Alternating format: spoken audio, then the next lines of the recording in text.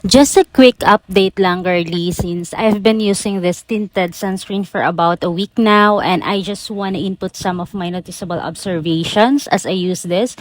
Super lightweight pala niya sa mukha, as in, para ka lang nagmo-moisturizer, pero may coverage siya. With SPF 50, PA++++ na rin siya, guys, and yes, 4+ yan, guys, which means extremely high UVA and UVB protection, which means mas broad yung protection niya against UV rays na nagkakos ng wrinkles, dark spots, and premature aging sa skin natin. So, diba, hindi lang siya pampaganda, solid din siya for skin protection. And guys, look at the coverage niya. Ang ganda lang niya i-blend. Parang instant skin tint look yung dating niya. At wala siyang white cast, and it really adjusts beautifully to your skin tone. So, if you're now ready to shift to tinted sunscreens, I advise to always check the finish. Choose satin or demi-matte if you want that natural, healthy glow without looking too oily.